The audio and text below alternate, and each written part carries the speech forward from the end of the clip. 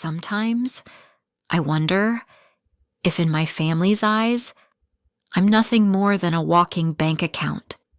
Then did they ever truly see me as their own blood? Let me tell you my story, because this isn't just about exposing cold ingratitude. It's about showing how an ordinary woman can rise up and turn the tables. My name is Avery Monroe. I am 29 years old and a financial advisor living in the suburbs of Colorado. My life has always been split into two shades. On one side, the memory of my father, who passed away from a heart attack when I was just 6. On the other side, the long years were drowned in my mother's blind favoritism for my half-brother, Sasha Kingsley. The day my father died, the house suddenly felt unbearably vast and silent. Then my mother met Walter Kingsley, a kind man who tried to fill that emptiness for me. But when my brother Sasha was born, everything changed. The house, already cold, grew colder because all of my mother's love revolved around him. I grew up through dinners where my mother would fuss over spooning soup into Sasha's mouth while I quietly cleared the table, finishing my homework under the kitchen light.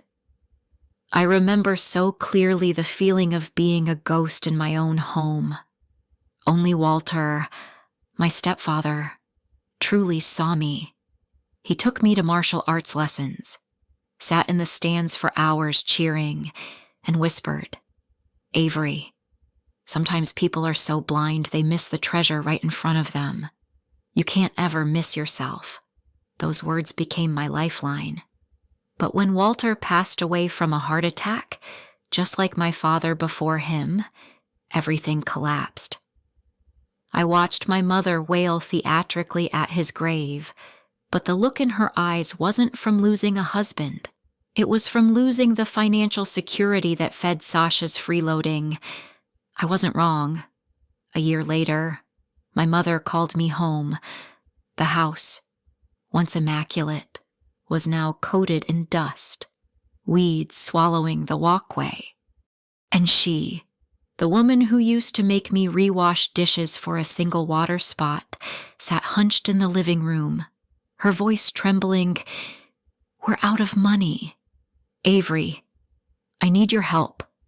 I'll never forget that moment. There was pain, there was anger, but there was also something like hope. I hoped that maybe, finally, my mother would see me. I asked, "How much?" And when she said $1,500 a month, I nearly choked. That was almost as much as my own rent. But looking at her gaunt face, I nodded. In my mind, a voice whispered, "Maybe this time she'll love me." I was wrong. Wrong to the bone, because it was precisely when I sacrificed the most that they prepared the deepest stab. I'll tell you what happened when someone who carried her family for years discovered that her childhood home had been signed away behind her back. The question is, will I swallow this humiliation, or will I turn it into the weapon that flips the entire game? The first seed of doubt came on an April afternoon. I had just stopped by my mother's house, carrying a bag of groceries and a few utility bills I had paid on her behalf. As I pushed the door open, I froze. The shrill laughter of Candy Miller, my brother Sasha's new girlfriend, echoed through the living room. On the table, stacked high, were papers that were clearly not mine, bank documents, transfer forms. I stepped closer, my heart pounding like a drum. My trembling fingers flipped one sheet over. The bold print froze my blood deed transfer property title. Recipient's name Sasha Kingsley. The house. The very house my father had poured his sweat into building. The house Walter had once cared for with every patch of grass. Every door hinge had been signed over to a man who had no sense of responsibility. "What is this?" My voice cracked, colder than the wind outside. My mother stepped out from the kitchen, still holding a dish towel. Her face went pale, then quickly smoothed into composure. Avery, don't misunderstand. I'm just making arrangements for your brother's future. I looked her straight in the eye. His future. And what about my present? All these years, who paid the bills, who sent $1,500 every single month, Sasha plopped onto the couch, still tapping his phone, smirking. You act like you're some kind of hero. So what if you sent a little money? This house belongs to me. Mom knows I deserve it more than you. A little money. I let out a sharp, bitter laugh, the sound cutting the air like glass. Sasha, that so-called little money could buy an entire car every year. Meanwhile, you don't even have a paycheck. Candy snapped her nails, cutting in with her piercing voice. So what? Avery, he's got family to take care of him. You should know your place. This isn't your house anymore. A surge of rage erupted in my chest. I could hear my own heartbeat, heavy and suffocating. Years of endurance, years of hoping my mother would finally see me. All of it turned to ashes. I turned to her, my voice hoarse. I am not an outsider. I am the blood of my father, of Walter. And yet you signed it all away, to hand it over to a freeloader. She gripped the towel tighter, her eyes blazing. Don't be insolent, Avery.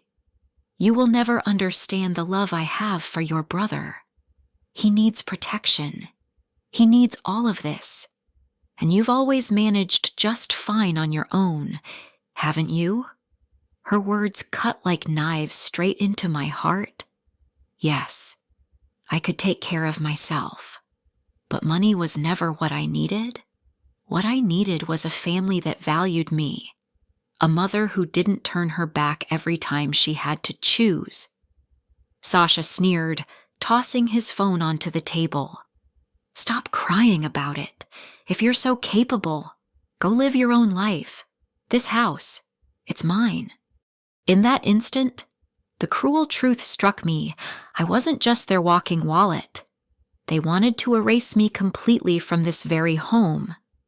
I stood tall, my heart shattered, but my voice came out like ice.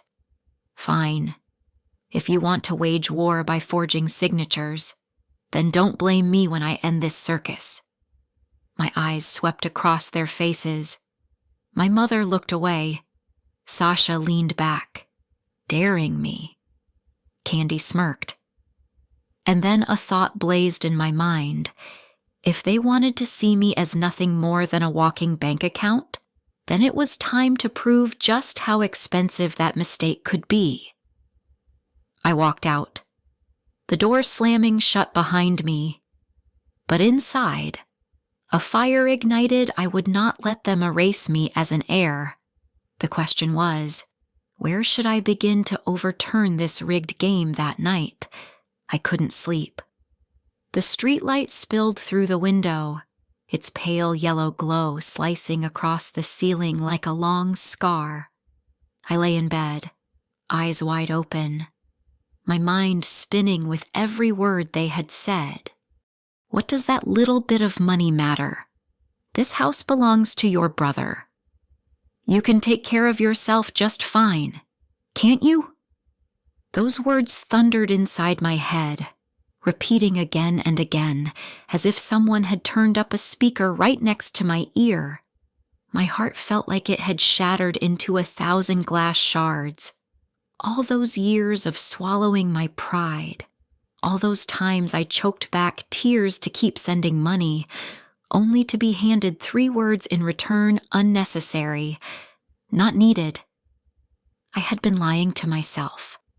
I wanted to believe that my mother's love for Sasha didn't mean she had cast me aside, that somewhere, deep down, she still valued the sacrifices I had made.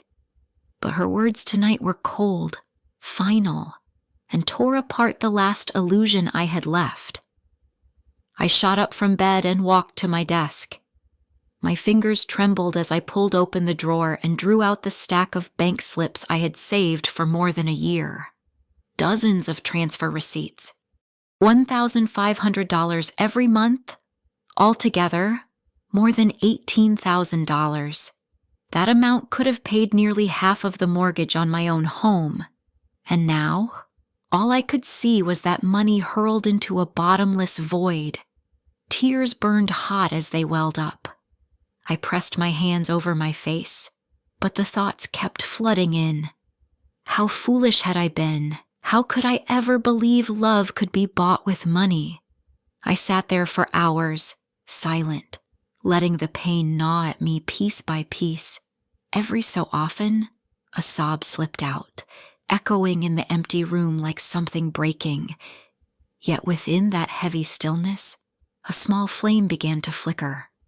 The voice of Walter, my stepfather, the only true support I once had, suddenly came back to me. Avery, you are not allowed to lose yourself. I lifted my head and stared at my reflection in the mirror. Red eyes, a gaunt face. But one thing was clear, I could not allow them to keep controlling me. If I swallowed this betrayal, I would lose the last scrap of dignity I still had. They thought I would stay silent. They thought I would keep sending money, keep enduring, keep forcing a smile while they stripped me of everything. But not this time. I drew in a deep breath, then carefully placed the receipts into a hard folder. Each sheet of paper was no longer a wound, but evidence. Every dollar I had sent would become a bullet in this war. A war they had begun when they forged my signature. I was simply going to end it. That night, I tossed and turned until nearly dawn. But it wasn't the familiar helplessness anymore. It was a transformation. Every sorrow had hardened into resolve. I knew, if I wanted to break free from this cycle, I had to strike at their weakest point, their greed. Outside, the sky was just beginning to lighten. I stepped onto the balcony, the cold wind threading through my hair. The city was quiet, neighbors still asleep. I stood there, motionless, listening to my own heartbeat, strangely steady. Last night, I lost a family, but this morning, I found myself again. I went back inside, opened my laptop, and my fingers flew across the keys. The plan in my head was starting to take shape. The only question left was, who would stand with me in this battle, and who would fall first when the truth came to light the next morning? I opened my laptop and pulled up each bank statement file. The numbers danced before my eyes, every transaction like a knife reminding me of the truth I had given them more than $18,000 in the span of a year. I leaned back in my chair, eyes squeezed shut. Memory dragged me back to that winter afternoon last year when Mom called me, her voice trembling. "Avery, I hate to ask, but we need help. Without you, this house will fall apart." My heart clenched at that moment. I still remember my hand trembling as I typed the numbers into the automatic transfer field. I told myself, this is the chance. This is when Mom will finally see me. But the reality? My money had fed my brother's habits. It paid for drinking, new video games, and shoes that Sasha never bought with his own earnings. I had turned my dream of buying my own house into empty beer cans in their trash bin. I never told anyone. Not friends, not coworkers, not even Xander, my fiancé, knew that every month I secretly sent such a large sum back home. I was ashamed for letting Mom manipulate me, ashamed for making myself into the sacrifice no one acknowledged. Last night, remembering Candy lounging on the couch, chewing gum, her hand dipping into the grocery bag I had carried in, I realized my silence had enabled them. I was an accomplice in their deception. My phone buzzed. Aunt Linda was calling. She had always been the only one in the family who saw Mom's blatant favoritism. "Avery, are you okay yesterday?" Your mom called me, crying, saying you were ungrateful, that you didn't understand her and Sasha. I let out a bitter laugh. "Aunt Linda, do you know how much I've sent over this past year? More than $18,000. And now I've discovered Mom signed the house over to Sasha." On the other end, silence for a few seconds. Then she sighed. "Good Lord, you can't let them drain you like this. Richard. No. Walter. If he were still alive, he would never have allowed this to happen." The mention of Walter made my chest tighten. He had been the only one fair to me. He once told me, "Avery, you don't owe anyone anything. Don't let your kindness become chains." And now, I finally understood. I had chained myself to the numbers on those statements. I pulled up my Excel spreadsheet, the familiar tool of a financial advisor. Each month, $1,500. Add in the times I covered utility bills, fixed the roof, hired care when Mom twisted her ankle. It all added up to more than $20,000. I stared at the final figure, my finger frozen over the keyboard. A number that could have been the down payment for the house of my dreams. A number I had thrown away for ingratitude. Tears welled. But this time they weren't from despair. They were from awakening. I whispered to myself, "No one knows this truth. No one understands how much I've sacrificed. But it's time. They will see." The midday light streamed through the window, shining over the neat stack of documents on my desk. Those papers were no longer just bills. They were evidence. Evidence I would use to expose Mom, Sasha, and Candy, the ones who thought my sacrifice was endless. I took a deep breath and gathered every document into a black case. In my mind, only one question echoed when this truth comes to light. Will they keep denying it, or will they finally have to face their own greed? All day Sunday? I sat at my desk, the black briefcase wide open like a constant reminder of everything inside it. Every bill and every receipt was proof of my foolishness and a new weapon in my hands. I stared at the computer screen, the cursor blinking as if urging me forward.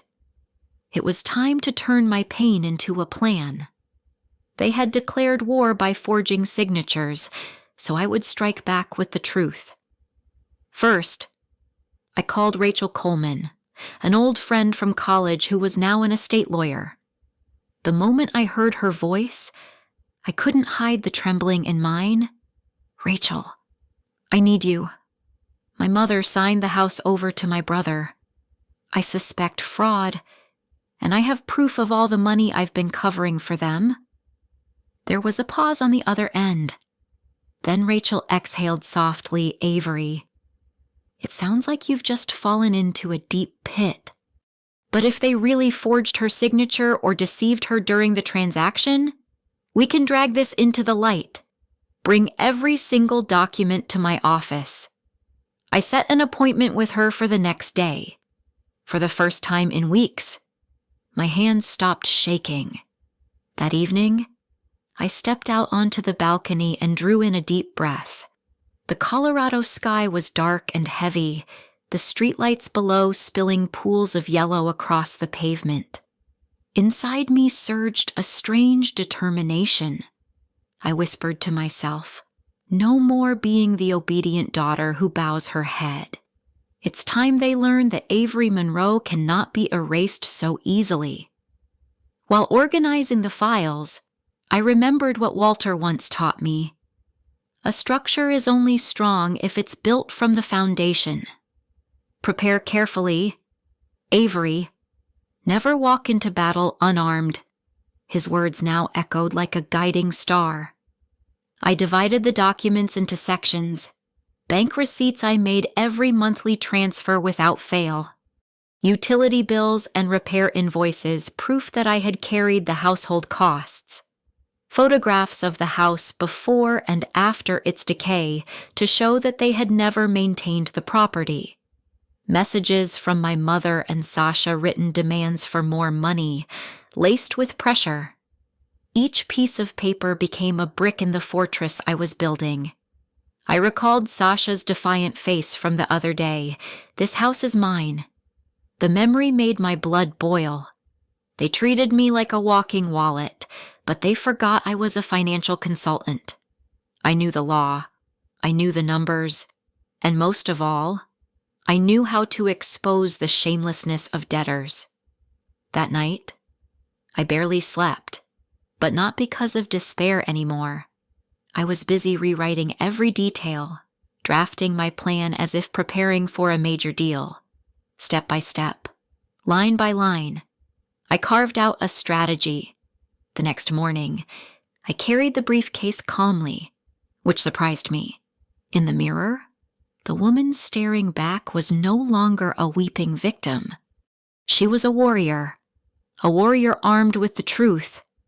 On the way to Rachel's office, one thought pressed into my mind. They have no idea what the storm is coming. But when it finally hits, will they shrink back in fear or cling blindly to their arrogance? The day Rachel Coleman and I filed the petition at the county court, the Colorado sky was heavy, gray clouds thick as if warning of an approaching storm. I walked out of the courthouse, my heart raging but my face oddly calm.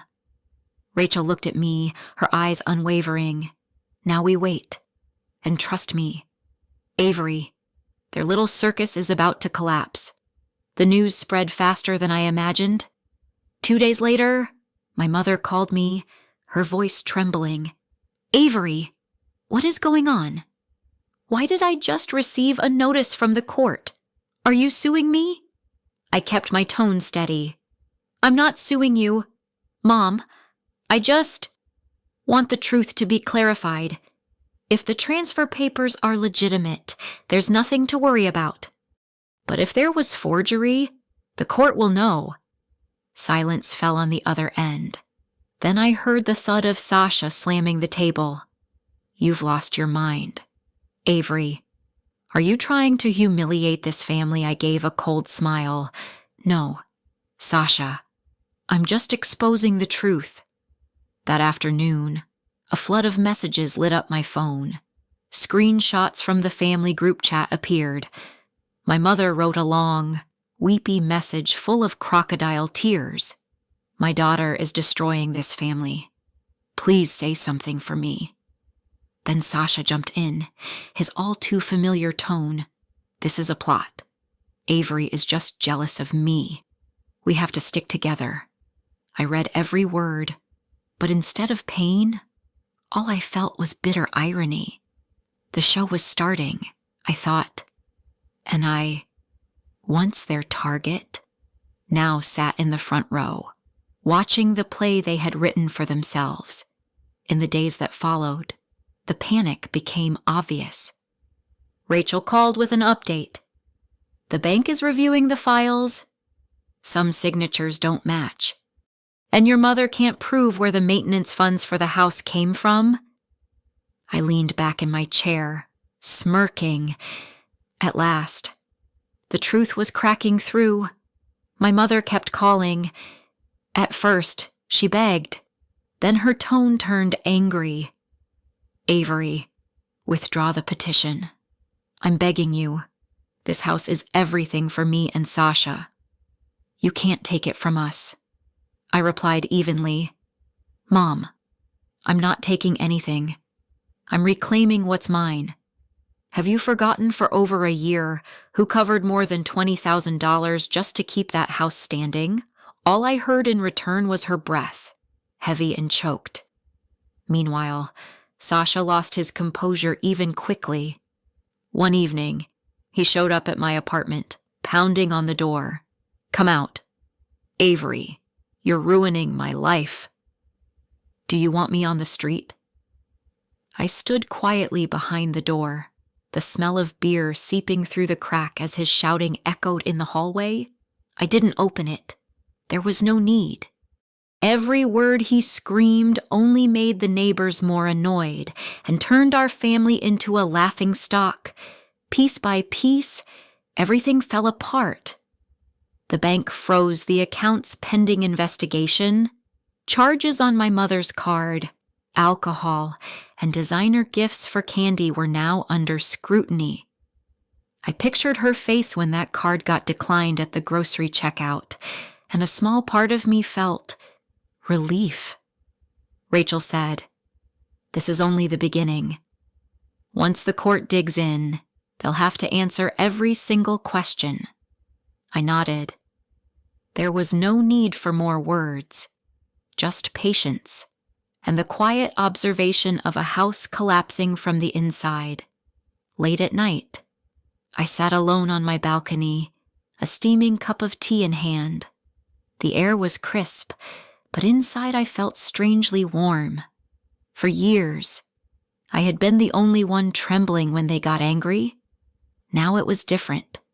They were the sleepless ones, consumed by fear, while I finally tasted peace. I looked out at the city lights glittering in the distance, and I wondered, was this only the beginning of their downfall? Or were there darker secrets still waiting to be unearthed on Monday morning? I had just stepped into the office when my phone buzzed nonstop. Notifications flooded the screen, text messages, missed calls, and emails piling up. I scrolled through line after line, the corner of my lips curving into a cold smile. The bank froze the accounts, a panicked text from my mother. "Lorraine, what did you do? I can't withdraw a single dime," Sasha screamed in a missed call. Even Candy left behind a ridiculous email. "Avery, you're cruel. How are we supposed to go on our Cancun trip now?" I set the phone down on the desk and calmly opened my laptop. On the screen, a fresh email from the bank appeared. "All related accounts have been temporarily frozen for investigation. Please contact us for clarification." This was the moment I had been waiting for. After years of being dismissed, all legal eyes were now turned on them. That afternoon, Rachel called. Her voice was firm. "Good news. Avery." The court approved the emergency motion to freeze assets until the transfer documents are verified. That means the house can't be sold, mortgaged, or transferred again. They're trapped. I closed my eyes and drew in a long breath. The house had slipped out of their hands once more. Even if only temporary, the feeling was like finally breathing after drowning for too long. That evening, my phone exploded with messages. The family group chat had gone insane. "Mom, Avery, you don't understand. If this news spreads, I'll lose face. The neighbors will laugh at me. Sasha, you're killing me. My friends found out and mocked me all day. Candy, you did this out of jealousy. You just can't stand to see us happy." I read them all, then set my phone down. No replies. I let them spin in the chaos of their own panic. The next day, I went to court for the first hearing. The hallway was wide, fluorescent lights casting a cold glow on the tiled floor. Lorraine sat in the waiting area, her face pale, her hands clenched tight. Sasha stood beside her, her clothes wrinkled, her eyes bloodshot from lack of sleep. Candy had her head buried in her phone, tapping endlessly, detached from reality. They looked up when I walked in. My mother's gaze burned with fury, laced with fear. Sasha growled, "You'll regret this." "Avery." I stopped, meeting his eyes directly. My voice was steady, sharp as a blade. "No, Sasha, you're the one who will regret forging documents." Rachel placed a gentle hand on my shoulder. signaling me to stay calm. But I knew every word I spoke was the truth. During the short hearing, the opposing lawyer stammered when the judge questioned the mismatched signatures. The bank confirmed signs of irregularities. It was like a chaotic symphony I had already predicted. I observed everything, noting each reaction. My mother tried to maintain her pride, but her voice trembled. Sasha fidgeted, his eyes darting nervously. Candy even yawned. Clearly oblivious to the seriousness of the trial, I sat upright, hands clasped, calm. I was no longer the trembling girl who once begged for recognition. This was the new me, the woman using truth itself to lock them into the grip of justice. As we left the courtroom, Rachel whispered, "We won the first round. Avery, but be ready. They won't back down easily. The real storm is coming." I nodded, watching as my mother and Sasha staggered ahead, whispering to each other with stunned faces. It was a sight I would never forget, the collapse beginning to take shape, not with a loud crash, but with small cracks they could no longer hide. I tightened my grip on the case file in my hands, wondering when the real storm strikes. Will they beg for forgiveness? Or will they continue running headlong into the darkness of deceit that evening after the hearing? My apartment was so quiet I could hear the ticking of the clock, but the silence didn't last long. My phone buzzed again, this time with a video call.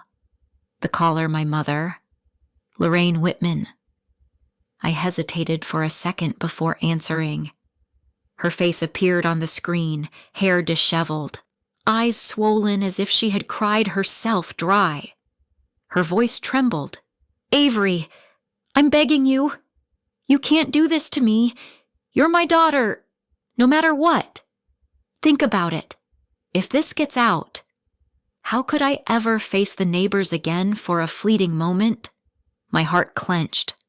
A small part of me, the child who once longed to be held by her mother, wanted to believe those tears. But then I remembered the stack of transfer papers. I remembered Sasha's mocking laughter. I remembered the cruel words, "You can take care of yourself just fine, can't you?" I gripped the phone tighter. "Mom, all I've done is let justice speak for itself. If you hadn't hidden things, I wouldn't have had to drag this into court." She collapsed, covering her face with her hands. But before the screen even dimmed, another voice cut in. Sasha's voice, dripping with malice. "Stop pretending to be noble. Avery, you're just jealous. You hate that Mom chose me over you." A bitter laugh escaped me.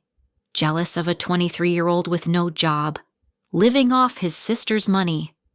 Sasha, if that's an accomplishment, you should be ashamed, not proud. His face flushed crimson, eyes blazing. "Shut up. Do you think you're better just because you have a decent job and some money? Mom has always loved me more than you. You can't change that." The words slammed against my chest, but this time they didn't knock me down. I drew a deep breath and kept my tone steady. Maybe that's true. But the truth the court cares about isn't who got more love. It's about who forged signatures, who misused money. And that truth, Sasha, will crush everything you're clinging to. From behind him, Candy leaned into the frame, her lips painted a glaring red, her voice drawn out in mockery. "Oh, Avery, you're pathetic. You really think a few bank statements will save you? The court doesn't care about the scraps you sent. Sasha and I are the future of this house. You should step aside while you still can." I locked eyes with her, the same eyes that once gleamed with disdain, while eating cookies I had bought for my mother. My voice dropped low, sharp as steel candy. "I'll show you just how much those scraps can change your life. Trust me, American law doesn't take $20,000 lightly. Her face paled for an instant, but she quickly covered it with a scoff. We'll prove you're lying, and when we're done, you'll have no one left. Even Xander will walk away from you.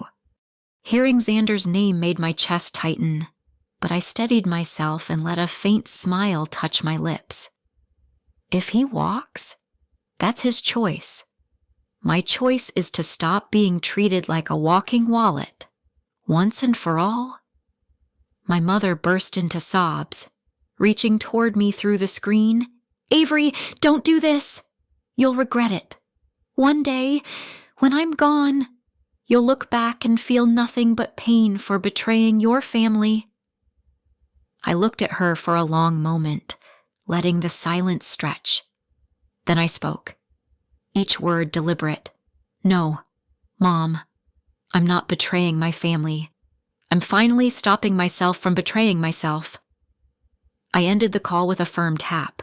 The screen went black. Inside me, the storm had settled, leaving behind a hollow stillness. I sat motionless, the phone clenched in my hand. One question echoed in my mind when the evidence is exposed.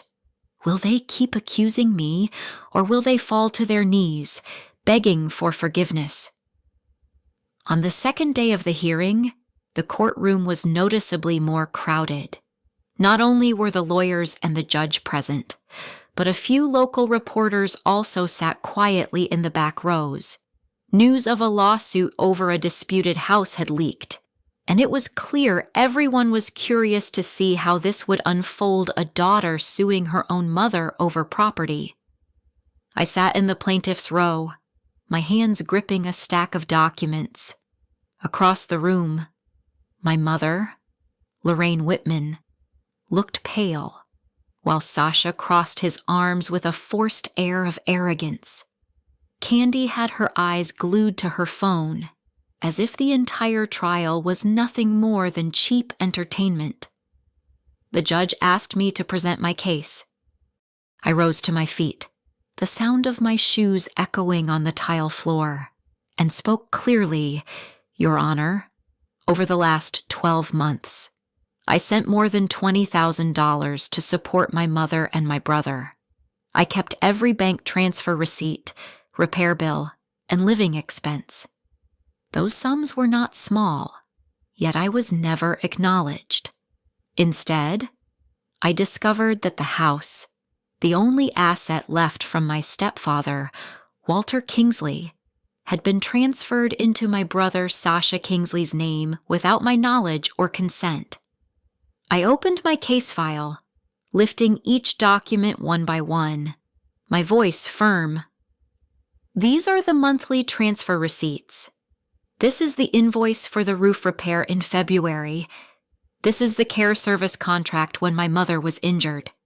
And this I raised a bank statement stamped in red is the forged signature used in the property transfer file. The entire courtroom stirred. I could hear camera shutters clicking from the back. My mother's lawyer stammered in response. This is simply a misunderstanding. Mrs. Whitman acted in the family's best interest. Rachel, my attorney, cut in sharply, her voice like steel, best interest. When my client was reduced to nothing but a walking wallet, while her brother enjoyed privileges at her expense, that is not family. That is systematic exploitation. Sasha shot to his feet, shouting, She's lying. She's just jealous of me. The judge's gavel cracked down. Order, order, he commanded. I looked directly at Sasha and said calmly, Jealous. Try living 1 month on your own hard work before you dare say that again. My mother rushed in, her voice trembling with desperation. Sweetheart, I only did this to protect your brother. You're capable. You can take care of yourself. I cut her off, my words sharp as a blade. No, Mother, I am not your endless credit card. This is the moment you need to understand I resign from being this family's invisible sponsor. My words fell heavy, like the sound of nails sealing a coffin. The room went silent. I lowered my hand, closed the file, and looked across the aisle. My mother's head hung low, her shoulders shaking. Sasha sat frozen, his lips pressed tightly shut. Candy's face flushed red as she finally looked up from her phone. I knew then that the image of the obedient, accommodating daughter had died forever in their eyes. And that, precisely, was what I wanted. As I left the courtroom, the whispers of reporters trailed behind me, and I wondered, would they continue to fight back or bow their heads before the truth now laid bare after the public hearing? Nothing was ever the same again. I had just stepped out of the courthouse when I saw Xander Hayes, my fiancé, waiting. He had quietly sat through the entire trial. His eyes no longer carried the familiar admiration, but were heavy with something else. "Avery," he called softly, his voice tinged with weariness. "I didn't expect your family drama to be this intense. Honestly, I'm not sure I can commit to a family so full of resentment and hatred." His words cut like a blade. I tried to stay composed, but my hands trembled. "Xander, this isn't my fault. I'm only protecting myself." He sighed, his gaze drifting away. "I know, but I can't marry you and spend my life caught in this cycle of conflict. I'm sorry." With that, he turned and walked away, leaving me standing in front of the courthouse, the wind tearing at my coat. I bit my lip until it bled. In one day, I had lost both my family and my engagement. The days that followed made the distance even clearer. Lorraine no longer called me. Instead, she sent venomous texts. "You betrayed your own blood. Sasha is sick from the stress, and it's all your fault. Sasha wasn't any better." He sent me a recording of his voice, seething with anger. "You've destroyed this family. From now on, you are no longer my sister." But what hurt me the most wasn't their accusations. It was realizing that deep down, I no longer expected anything from them. I once longed for recognition, for an embrace. Now, there was only emptiness. One evening, Aunt Linda came to visit. She sat at my small kitchen table, her hand clasping mine. "My dear, sometimes the relationships that seem the most sacred are really chains. I know this hurts, but believe me, letting go isn't failure. It's the path to living a true life." Tears streamed down my face. I nodded, though my throat tightened. I thought of Walter, of the times he taught me that a person's worth isn't in how many people they please, but in whether they live honestly with themselves, and clearly, this family had no place for the truth. Meanwhile, word of the lawsuit spread. In town, neighbors began to whisper. A few even approached me, saying they had witnessed Sasha's reckless spending or had heard Lorraine boasting excessively. Piece by piece, the image of their perfect family crumbled. I realized the unraveling wasn't only happening inside me, but out there too, in the eyes of the community. One afternoon, passing by the house I grew up in, I saw the front door left ajar. Inside, my mother sat in silence, her eyes vacant, while Sasha screamed and smashed a game controller against the floor. Candy stood on the porch, holding her phone up, live streaming the chaos as if it were entertainment. I stood there, watching the wreckage, and a strange feeling rose in me, no anger, no longing, just the confirmation that the bond had snapped long ago. It only became visible now. I turned away, walking slowly down the empty street. In my head echoed a single question: if this collapse was inevitable, Did I have the courage to face them one last time? I knew I couldn't keep running forever. The texts, the calls, the accusations, they never stopped. But this time, instead of avoiding them, I decided to face everything head on. On Saturday afternoon, I returned to the house of my childhood. The old iron gate creaked open, and weeds had grown tall up to my knees. On the porch, Candy sat cross-legged, holding a beer can, smirking as she live-streamed to a few friends. When she saw me, her eyes flicked over with disdain. "Oh, here comes the family's personal ATM. We don't need you anymore. Avery—" I didn't answer. I walked straight inside. In the living room, my mother sat on the sofa, her face gaunt, her hair tangled. Sasha stood beside her, his eyes bloodshot. The air thickened with tension the moment I stepped in. Lorraine spoke first, her voice hoarse but still clinging to authority. "Why did you do this to me after all the years I raised you? This is how you repay me." I looked straight at her. "Mom, all I've done is protect myself. For years, I wasn't nurtured. I was drained. And now I'm done pretending we're a loving family," Sasha roared. "Don't act like you're the victim. You're selfish. You just want everything for yourself." I turned to him, my voice sharp as glass. "Selfish? Selfish is you sitting in front of a screen all day, burning through the money I sent while I had to tighten every belt just to survive. Selfish is thinking the whole world owes you when you've done nothing to give back." Sasha's jaw locked, his face twisted with rage, but no words came. My mother broke down, sobbing, trying to cut in. "Avery, don't be so cruel. Your brother is fragile. He needs me to protect him. But you're strong. You don't need me." My heart clenched. I had heard that excuse my entire life. I took a deep breath and spoke slowly, each word deliberate. "You're wrong. I needed love too, but you never gave me that. All I ever got was responsibility, burdens, and neglect." The living room fell silent. The ticking of the wall clock echoed harshly. For the first time, I looked at my mother not with the desperate need for recognition, but with unwavering resolve. I gave everything I could. I paid with my money, my youth, and my peace of mind.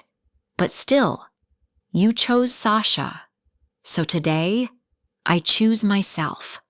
From the doorway, Candy burst into shrill laughter.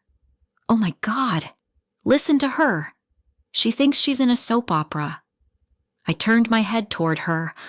One glance was enough to wipe that smile off her face. Then I faced them again. I didn't come here to beg anymore. I came to say this once and for all from now on. Don't expect me to pay another dime or to carry another mistake for this family. If you and Sasha have any dignity left, then stand on your own feet. Tears streamed down Lorraine's face. But this time I didn't tremble. I didn't break. I turned and walked out. The door slamming shut behind me. The sound echoed inside me like a declaration it was time to end this. On the way back, I asked myself when the last thread is finally cut, will I find peace or just an emptiness more terrifying than betrayal itself? The night after the confrontation, I lay stretched out on my bed, my eyes fixed on the ceiling. There were no more tears of torment, no more choking sobs stuck in my throat.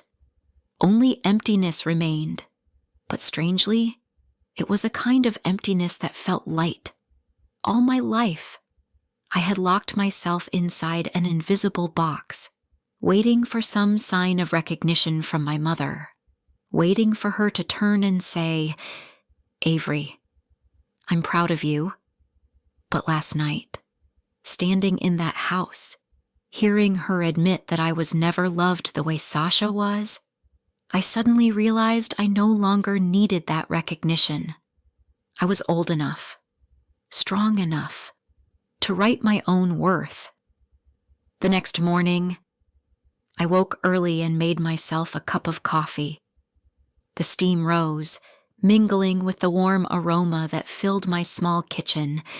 For the first time, I didn't rush to grab my phone to check messages from my mother or Sasha. I left it on the table, silent, powerless in my life now. I sat in front of the mirror. My reflection stared back with dark circles under my eyes, but brighter, calmer. I touched my own face and whispered, for the first time in years, this silence. It feels peaceful. At the office, colleagues noticed the change. Rachel stopped by with a smile. You look different. Avery. Not weighed down like before. I laughed. Maybe it's because this time I dared to put an end to a cycle. Rachel nodded, her eyes shining with respect. You didn't just fight to get the house back. You fought to get yourself back. That's the real victory. Her words warmed my heart. For years, I had never heard anyone say something like that. That evening, I allowed myself to enjoy small things walking around the neighborhood, stopping to buy a bunch of wild daisies, turning on music in the living room, and letting the melody spill out.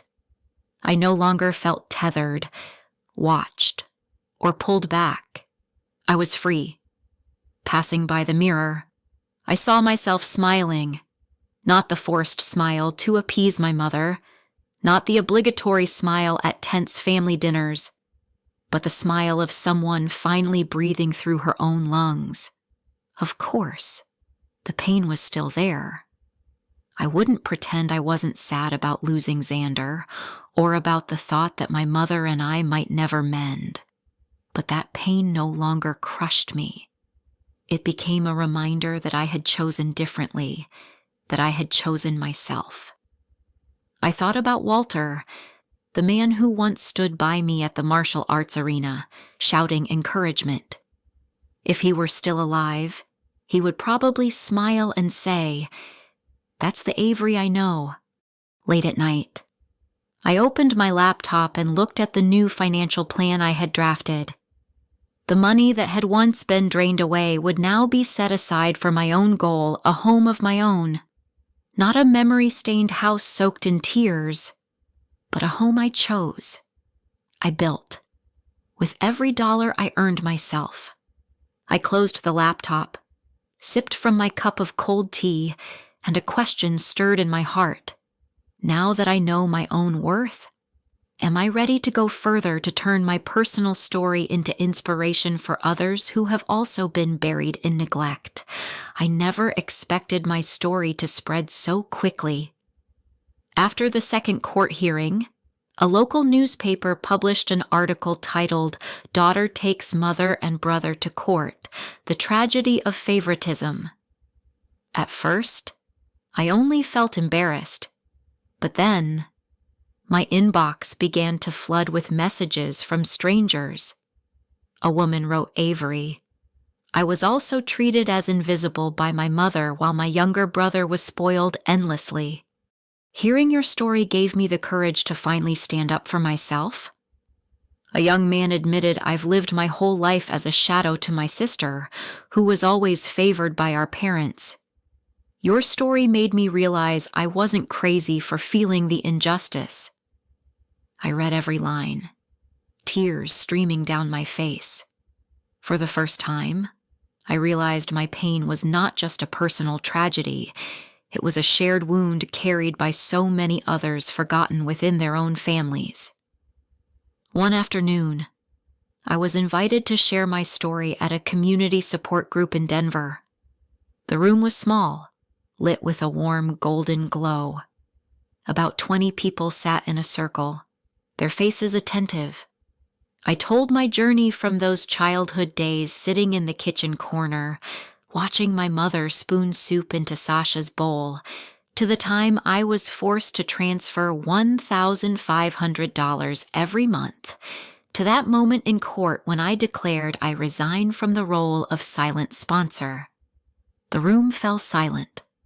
Then a middle-aged woman raised her hand, her eyes red with tears. "Thank you. I thought I was the only one dismissed in my own home. Now I know I'm not alone." I smiled, my heart leaping. Yes, I was no longer alone. And if my story could open a door for someone else, then all the suffering I had endured was not meaningless. That evening, I sat alone in my apartment, watching the city lights flicker outside my window. I thought of Walter. If he were still alive, he would surely be proud to see me turn injustice into strength, to turn wounds into weapons to defend myself and to inspire others. Part of me still wrestled with guilt. I asked myself, was I too cruel to my mother? Did I bury the last chance of reconciliation? But then, I remembered her cold eyes when she signed the transfer papers. And I understood forgiveness does not mean returning to old chains. Forgiveness is learning how to keep living without letting the wound control me anymore. In the days that followed, I joined more community gatherings. I told my story, without sugarcoating, without trimming. Only the truth is raw and bitter, and it was that rawness that made others nod, shed tears, even break down crying the way I once did. After one session, a man stood up and said, "Your story opened my eyes. I neglected my eldest daughter for years, thinking she was stronger. Now I realize strength doesn't mean she doesn't need love." His words left me choked with emotion. Maybe, by exposing my own pain, I had helped another girl avoid growing up in the same darkness I did. At night, I wondered if my story can change the hearts of strangers. Could it ever be strong enough to make my mother and Sasha see the truth? Or will they cling to their denial until the very end, the day of the verdict arrived? And the sky over Colorado was heavy and gray, as if it wanted to share the burden pressing on my heart. I walked into the courtroom, my breathing slow and steady. With every step echoing against the floor, I knew I was walking toward the end of a chapter in my life. The judge sat sternly above, beside me. Rachel straightened the stack of files, her eyes glowing with unwavering confidence. Across the aisle, my mother, Lorraine Whitman, sat stiff, her face drained of all color. Sasha looked worn out, his hair disheveled and dark circles under his eyes. Candy sat with her arms crossed, trying to look defiant, but I could clearly see her hands trembling. The judge spoke, his voice firm and resonant. After reviewing the financial evidence, the bank receipts, and most importantly, the handwriting analysis, the court finds that the property transfer document shows signs of forgery and is therefore invalid. The house will revert to joint ownership and cannot be transferred unilaterally. The sound of the gavel struck down, echoing like thunder. I drew a deep breath, a weight lifting off my chest. But the judge was not finished.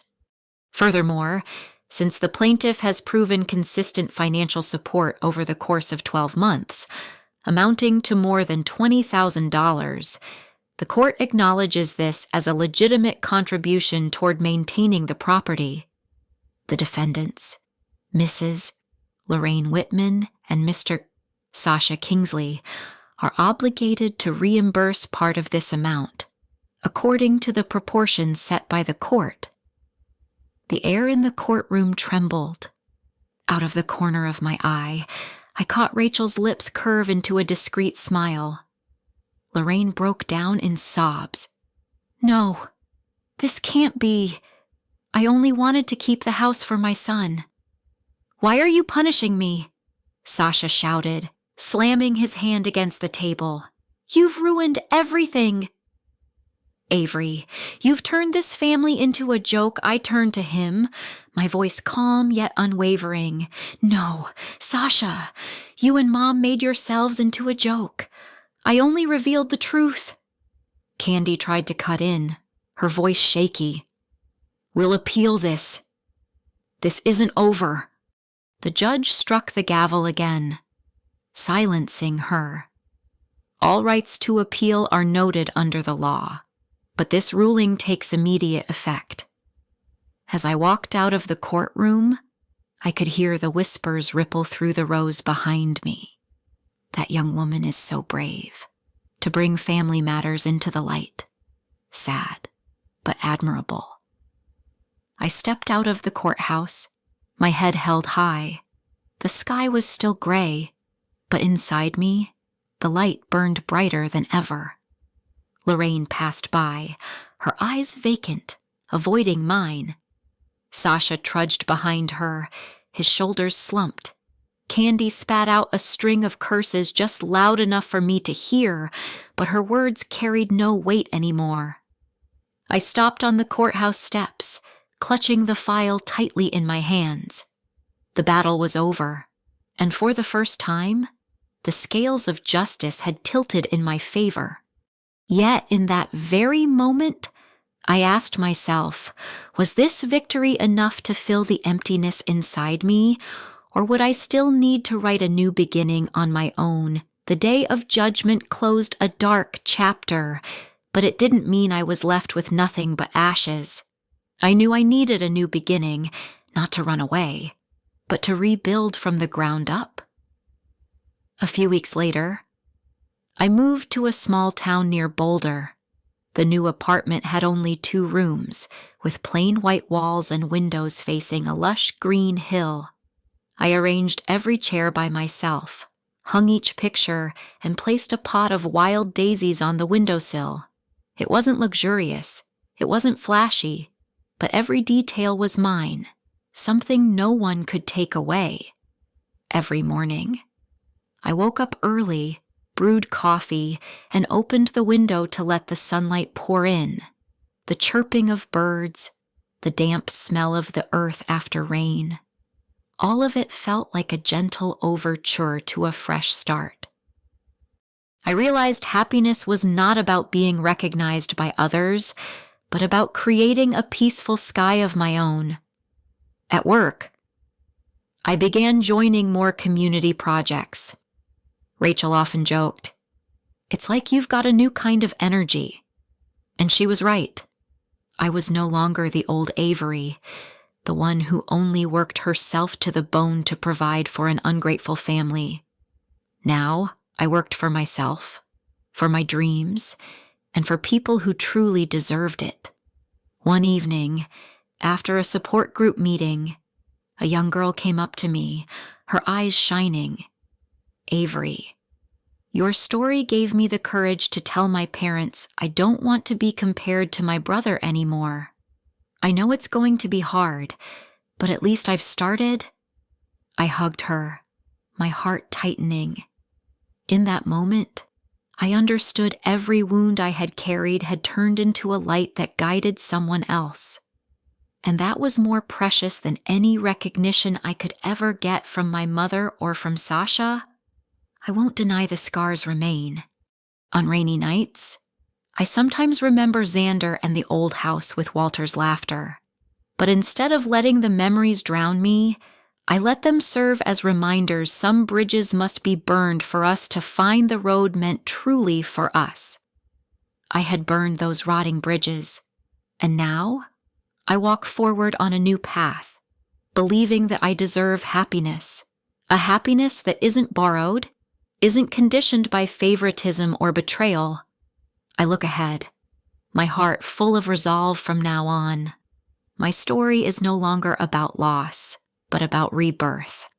I am free, and I know I am strong enough to protect that freedom.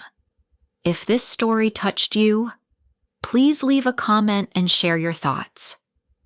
Don't forget to hit like, Share it with those who might need a reminder that they deserve happiness. And subscribe to Empty Ring so you won't miss other heartfelt journeys.